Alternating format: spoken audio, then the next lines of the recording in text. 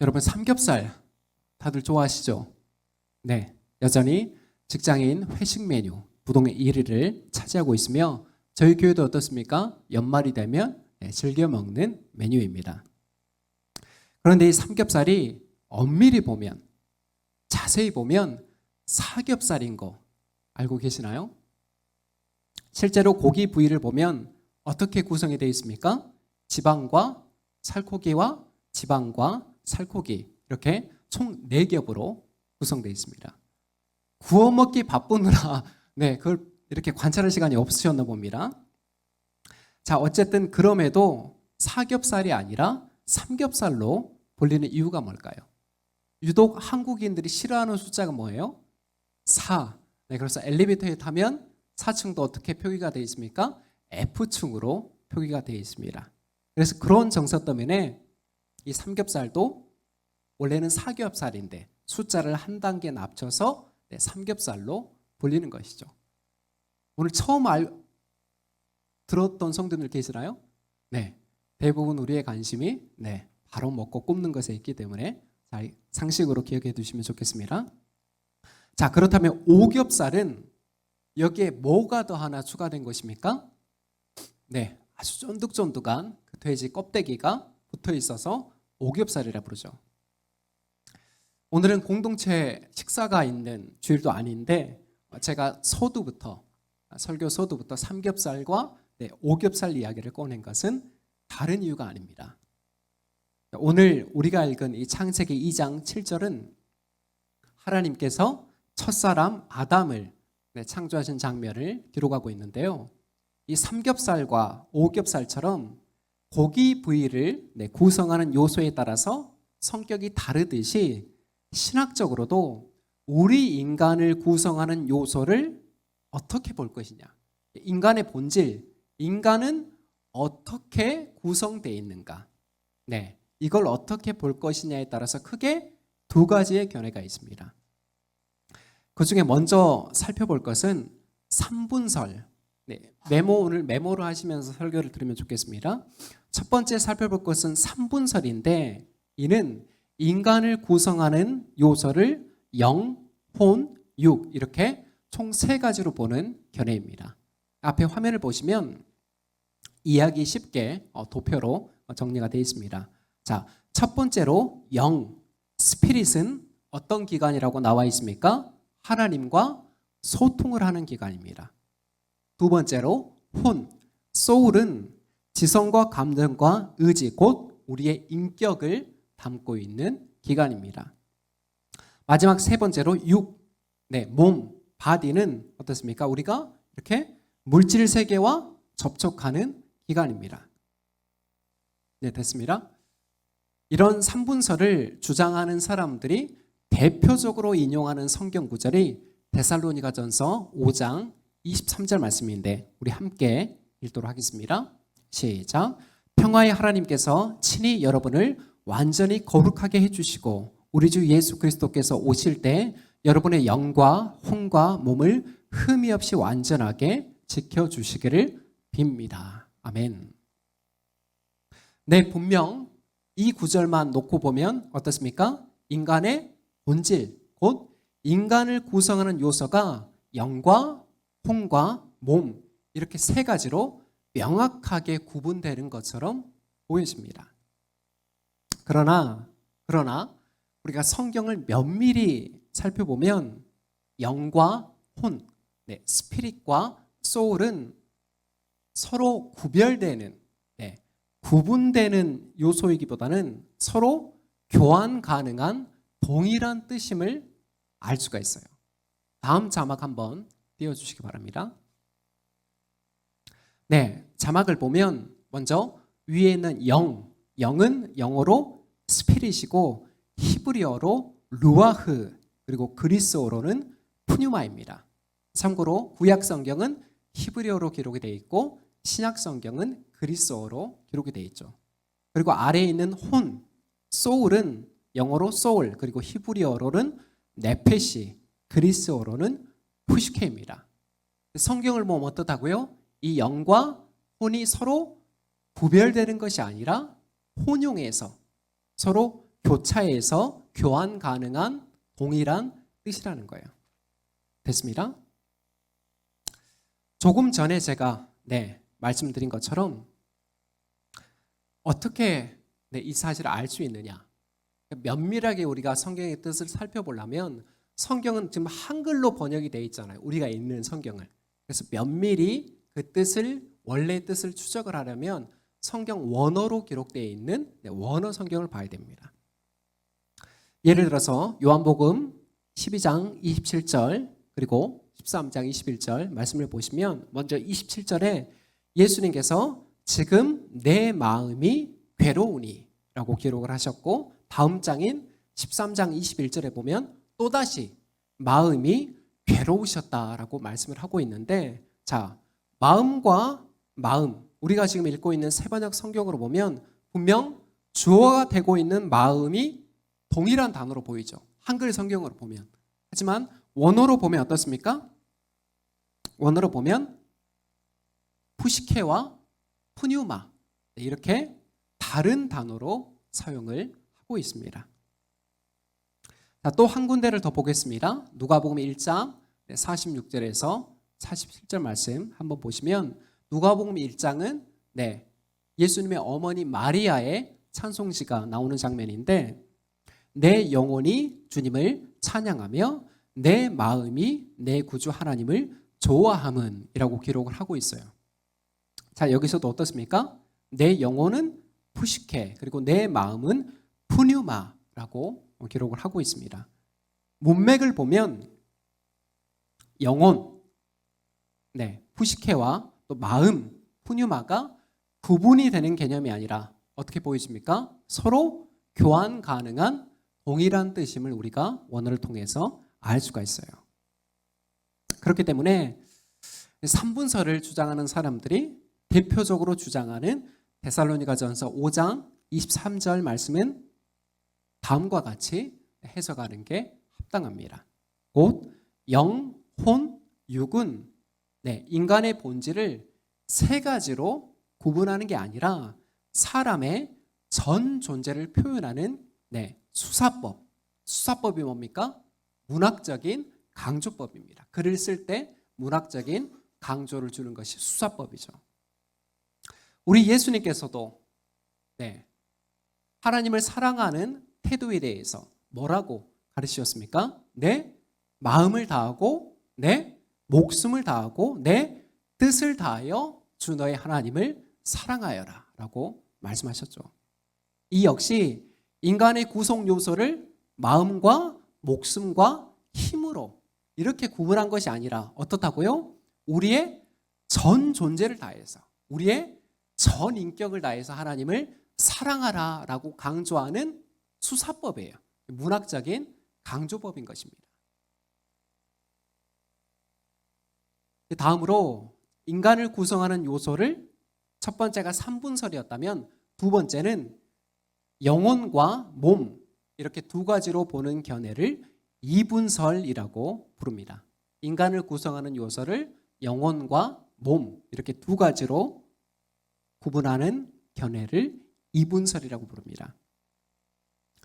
오늘 본문인 창세기 2장 7절에 보면 하나님께서 첫사람 아담을 지으시고 그의 코에 뭘 불어넣으셨습니까?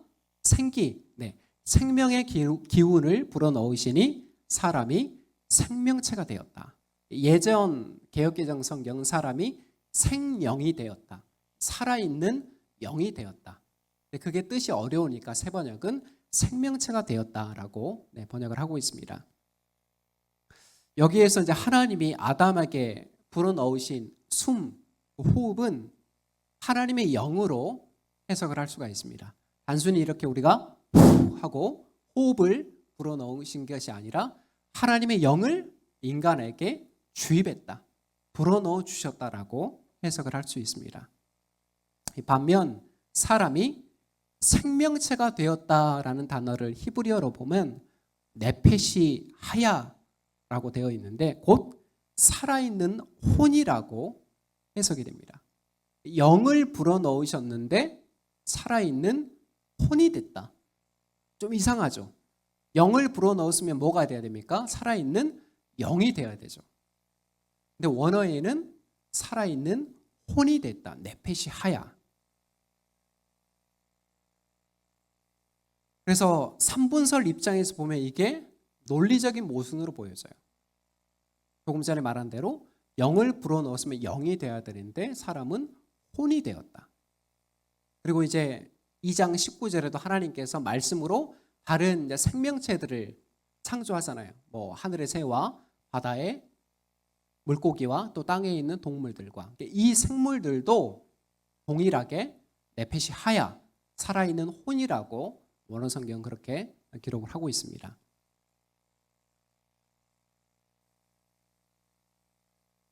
자, 그렇기 때문에 다시 정리합니다. 영과 혼은 구분되는 개념이라고요? 다른 개념이라고요? 그렇지 않고 동일한 의미를 지니고 있기 때문에 결국 인간은 물질적인 요소인 이 몸과 그리고 비물질적인 요소인 영혼 이렇게 두 부분으로 구성된다고 볼 수가 있는 것이죠. 다시 정리합니다. 인간을 구성하는 요소는 몸과 영혼으로 구분될 수는 있죠. 구분될 수는 있지만 어떻습니까? 결코 분리할 수는 없습니다. 어느 순간 이 영혼과 몸이 분리가 됩니까? 인간이 죽었을 때. 네. 하지만 살아있을 때는 어떻습니까? 구분을 할 수는 있지만 우리가 개념적으로 구분을 할 수 있지만 분리할 수 있다고요? 분리할 수 없습니다.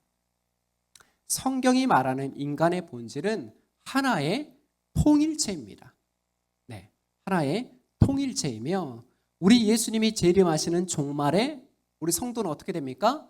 영혼만 부활해요? 예수님의 재림 때 우리 영혼만 부활합니까? 그렇지 않아요. 이미 우리 육신은 땅에 썩어져서 있지만 예수님이 재림 때 어떻게 돼요? 우리 육신도 완전한 부활체, 예수님이 보여주신 것처럼 완전한 부활의 몸을 입고 영혼과 육체가 하나 된 상태로 완전한 하나님 나라에 참여하게 되는 것입니다. 그래서 악인은 심판의 부활로, 의인은 생명의 부활로 나온다는 개념이 그 개념인 거예요. 자, 3분설과 2분설에 대해서 제가 이제 개념적으로 이렇게 설명을 드렸는데 특별히 우리가 2분설을 붙들어야 되는 중요한 이유가 있습니다. 그것은 3분설이 이단적인 가르침에 노출되기 쉬운 취약점들을 갖고 있기 때문이에요. 3분설을 주장한다고 해서 다 이단은 아닙니다. 네, 3분설을 말하는 교회나 교단들이 일부지만 있기는 해요. 3분설을 주장한다고 해서 다 이단은 아니지만 뭐가 문제라고요? 이단적인 가르침에 매우 취약하다는 것입니다. 실제로 또 최근에도 구속됐었죠. 그 정명석 씨가 교주로 있는 JMS나 그리고 구원파 그리고 위트니스 리라고 예전에 아주 유명했던 사역자가 이끌었던 지방교회 그리고 신사도 운동이나 아주 신비주의를 추구하는 그런 단체들이 모두 다 3분설을 주장하고 있습니다. 우리 근처에 있는 교회도 있어요. 우리 그 앞에 나가면 도로 건너편에 있는 교회가 하나 있는데 영성치유훈련센터로 아주 유명한 교회입니다. 전국적으로 이렇게 지부되어 있고 그리고 거기도 이단 사이비 단체로 한국교회가 규정을 한 단체인데 거기에서도 3분설을 주장을 하고 심지어는 영서를 써준다고 합니다. 영서가 뭐냐면 영혼의 모습을 그려주는 거예요. 가면 되게 뭔가 신비하고 영험한 것처럼 보이죠. 네. 그래서 교회 부설로 그 영성훈련센터가 가지고 있습니다. 그들은 모두 이렇게 주장해요. 우리의 육체, 우리의 육은 실제로 죄를 짓기 때문에 죄가 머무르는 장소이며 우리의 혼은 그 육체에 의해서 영향을 받는다. 그리고 오직 영만이 하나님의 능력을 받고 성령의 임재를 경험하는 특별한 기관이 된다. 이렇게 들으면 영과 혼과 육 가운데 뭐가 가장 우월한 기관입니까? 영이죠. 왜요? 혼도 결국에는 어디에 영향을 받기 때문이에요? 육의 영향을 받기 때문에. 그래서 구원파에서 뭐라고 가르치냐면 구원에 있어서 3단계가 있다고 얘기를 합니다. 성경은 그렇게 얘기하지 않잖아요. 3분서를 토대로 자기들의 교리를 짜기 때문에 영의 구원도 받아야 되고 혼의 구원도 받아야 되고 육의 구원도 받아야 된다. 이 3단계의 구원을 다 받아야 온전한 구원이다라고 그렇게 가르칩니다. 예전에도 제가 설교 중에 언급을 했는데 혹시 기억이 나시려는지 모르겠습니다. 이렇게 우리의 육체, 인간의 육체, 몸을 열등하게 여기고 오직 영혼만을 우월하게 여기는 가르침이 사실 이게 성경에서 나온 가르침이 아니라 어디에서 왔다고 말씀드렸습니까? 네, 그리스 철학에서 나온 가르침. 특별히 이원론에 입각한 사상이라고 제가 말씀을 드렸습니다. 이원론이 뭐예요? 두 가지로 나누는 거예요. 육체는 악하고 영은 선하다. 그래서 1세기 초대교회에도 이 이원론의 가르침이 깊숙이 들어와요. 그래서 뭐까지 부정하게 되냐면 육체가 악하다고 했잖아요. 이원론에 있어서는. 그래서 예수님이 인간의 몸을 입고 오신 성육식 사건을 부인합니다. 사실 예수님이 인간의 몸을 입고 온 것이 아니다. 그냥 영적으로 오신 존재다. 그런 이단들이 1세기 초대교회 안에서 많이 활동했습니다. 그래서 요한 1서나 2서에 보면 사도 요한이 예수님은 분명히 인간의 육체를 입고 오셨다. 이를 부인하는 사람들은 다 이단이다라고 얘기를 해요. 자, 오늘날은 어떨까요? 그렇다면 여전히 교회 안에 육체는 등한시 여기고 영만 그리고 영적인 활동만 우월하고 그렇게 강조하는 움직임들이 많을까요? 적을까요? 교회 안에 많습니다. 실제적인 예를 한번 들어보겠습니다. 제가 2007년에 신학교를 입학을 했습니다. 그 신학교를 입학하기 전까지 매우 큰 영향을 받았던 목회자가 있었는데 현재도 서울 구로구 쪽에서 아주 매우 큰 여의도 순복음교회보다 더 큰 예배당을 가지고 있고 여전히 대형교회를 이루고 있습니다. 그 교회의 표가 뭐냐면 매년 교회마다 이렇게 표를 짓잖아요. 서로 사랑하는 해, 구제와 섬김을 하는 해 이런 매년 표가 아니라 일관된 그 교회의 표가 있는데 바로 영혼의 때를 위하여 영혼의 때를 위하여가 바로 그 교회의 표입니다. 자, 이 표를 보면 이 교회의 초점이 현세에 맞춰져 있는 것처럼 보입니까? 아니면 오직 내세에 맞춰져 있는 것처럼 보입니까? 전자예요, 후자예요? 후자예요. 영혼의 때. 영혼의 때가 언제입니까? 현세가 아니잖아요.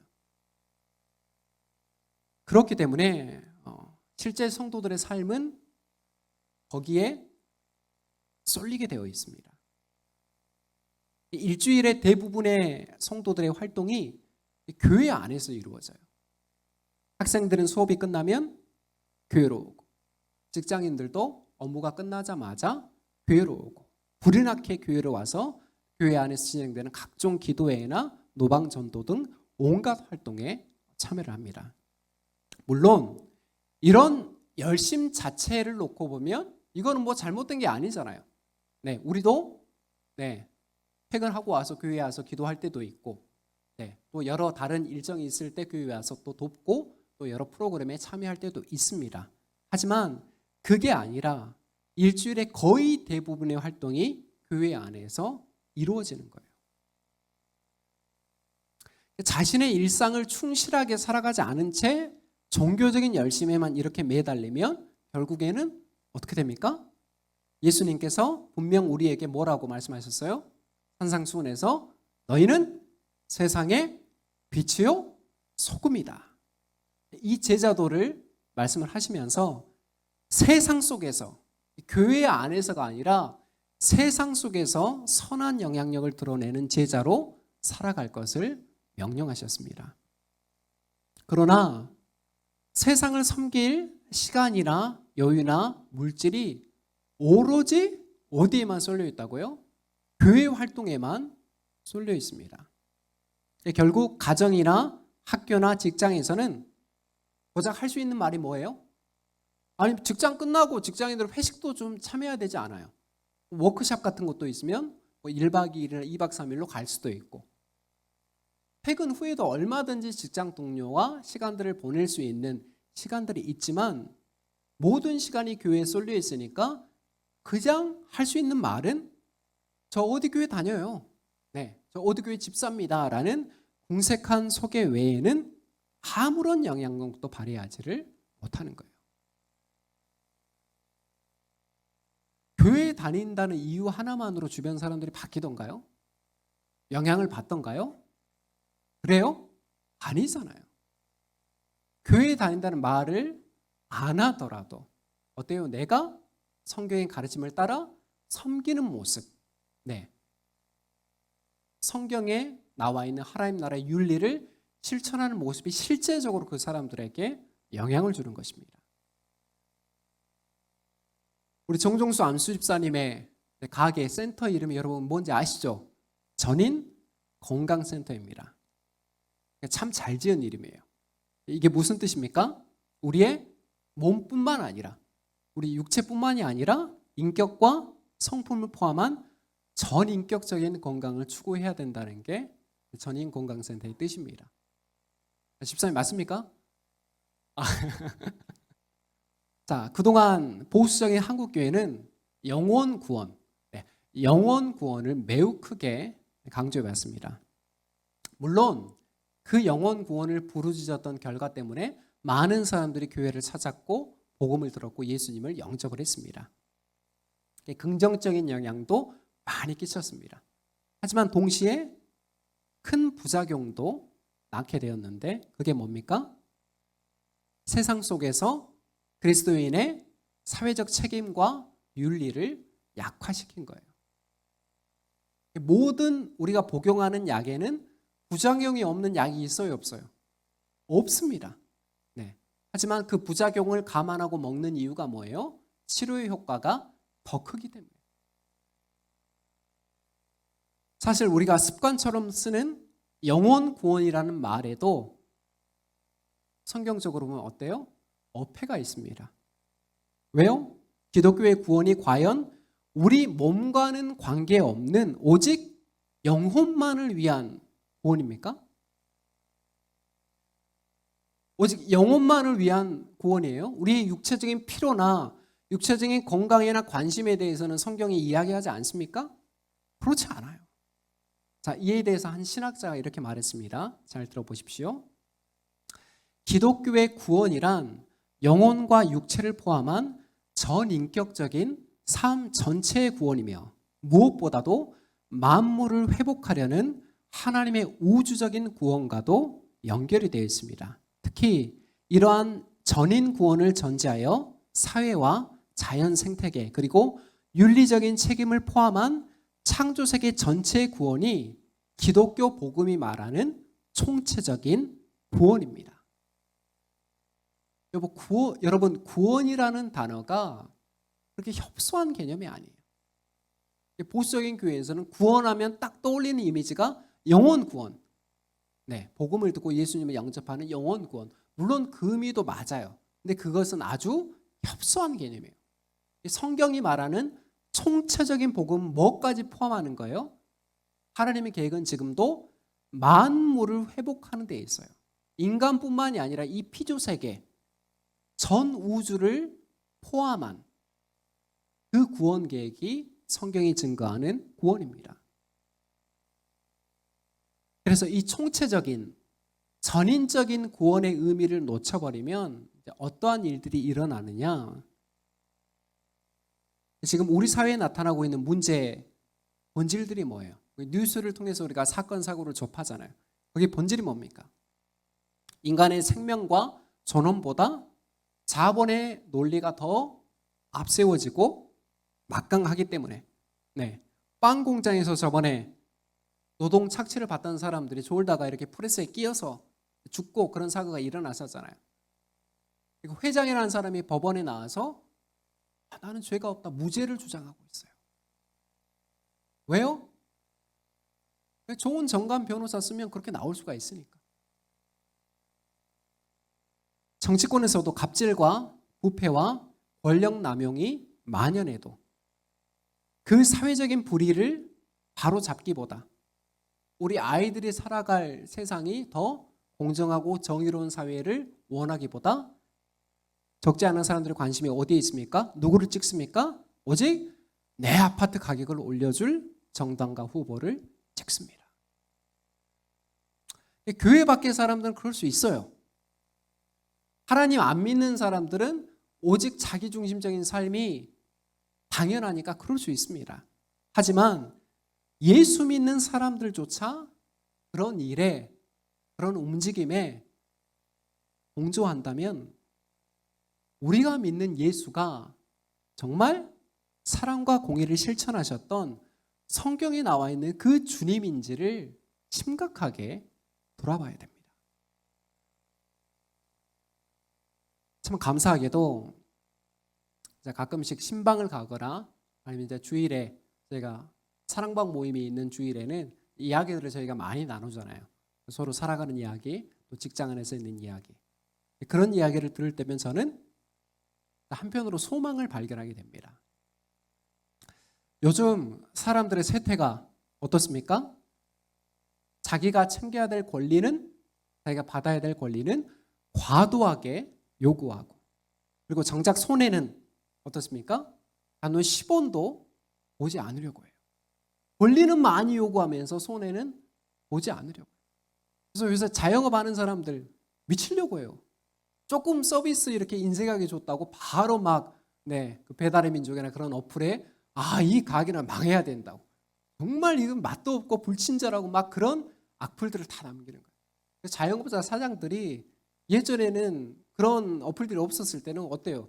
배달만 보내면 끝이잖아요. 거기에 막 글 남기고 막 본사에다 민원 넣고 해서 이것 때문에 장사를 못하겠다는 사람들이 정말 많습니다. 어쨌든 이런 가운데 우리 성도들이 직장에서 살아가는 그런 이야기들을 들으면 한편으로 참 딱하지만 그래도 소망을 발견해요. 왜요? 그렇게 이기적인 사람들 속에서 살아가고 그런 상사들을 모시고 있고 또 불합리한 구조 속에서도 막 화내고 성질내고 막 들이받지 않고 참고 인내하면서 어떻게든 예수 믿는 사람으로 구별되고 대안적인 모습으로 살아가려는 그 흔적들이 보이기 때문입니다. 그래서 그런 이야기들을 어디 와서 우리가 나눠야 돼요? 사랑방 모임 와서 나누는 거예요. 물론 우리 성도들이 호구라서 그리고 싫은 소리 못하는 마냥 좋은 사람이라서 그런 손해와 수고를 감당하는 게 아니에요. 다 자기 자존심이 있고 다 자기가 요구할 수 있는 권리가 있습니다. 그럼에도 내가 먼저 손해와 수고를 감당하는 이유가 뭡니까? 여러분 이유가 뭐예요? 그렇게 안 사시나요? 우리가 믿고 따르는 주님이 궁극적으로 이 세상을 통치하시는 진정한 왕이심을 믿기 때문입니다. 그렇기에 나도 마땅히 그분의 제자로, 그분의 백성으로 주님의 통치를 우리가 지금 발딛고 있는 그 가정이나 학교나 직장 안에서 주님의 통치를 드러내며 말씀 앞에 순종하는 삶으로 나아가는 것입니다. 이게 쉽지가 않아요. 쉽지가 않습니다.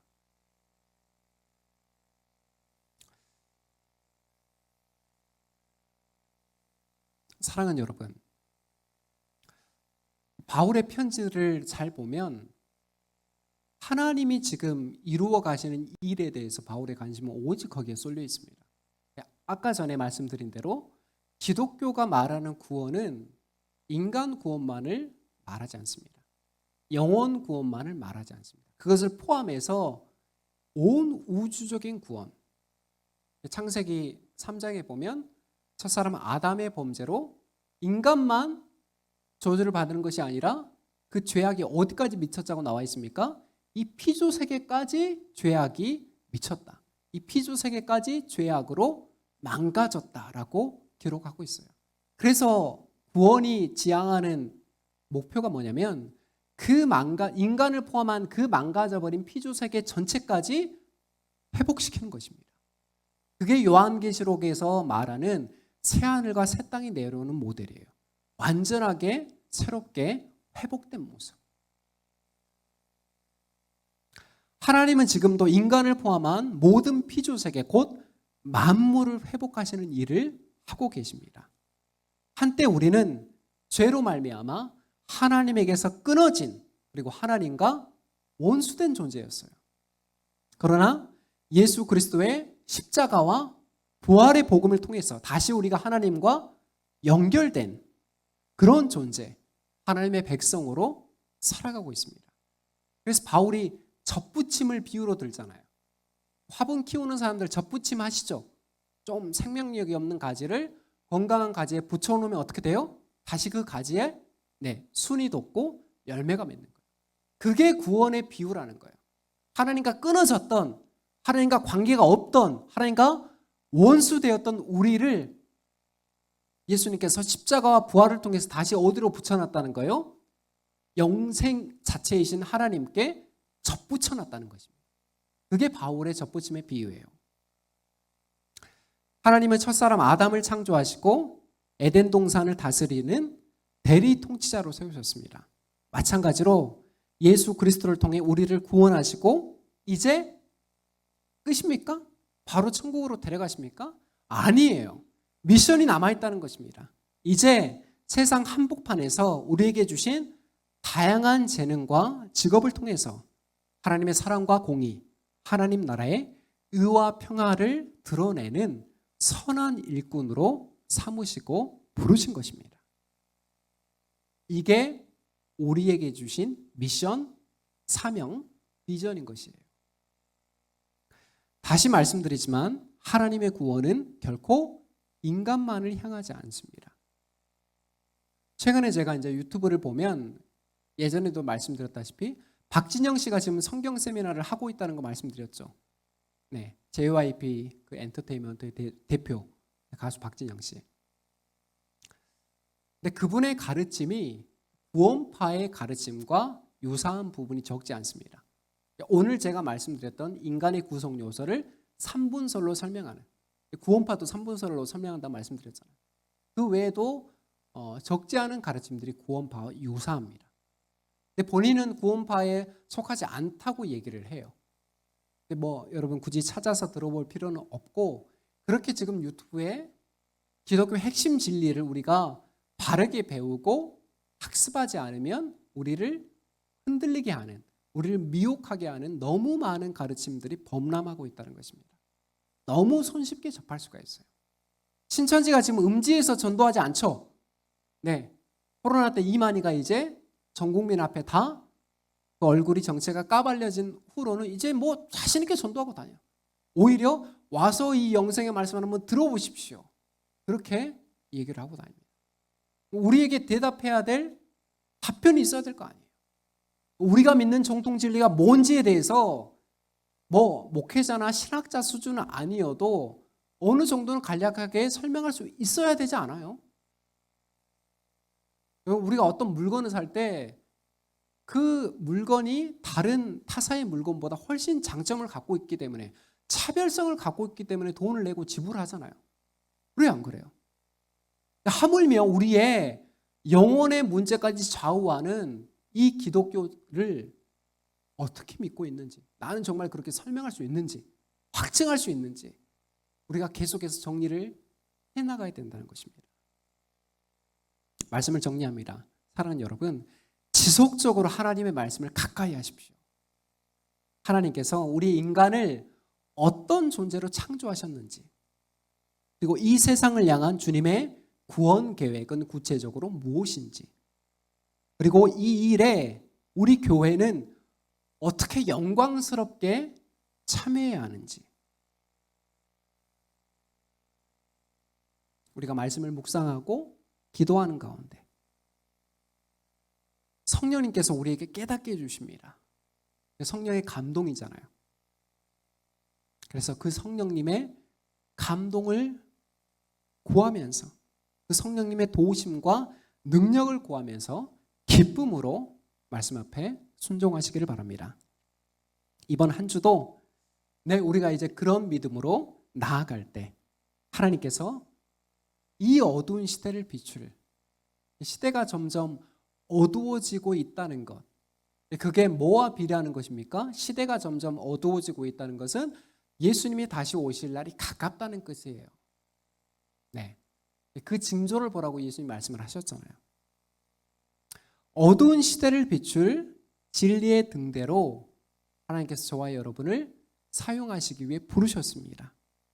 그렇기 때문에 우리의 이번 한 주 동안에도 걷는 걸음마다 성령 하나님의 지혜와 능력이 함께 나타나기를 예수 그리스도의 이름으로 축원합니다. 기도하겠습니다.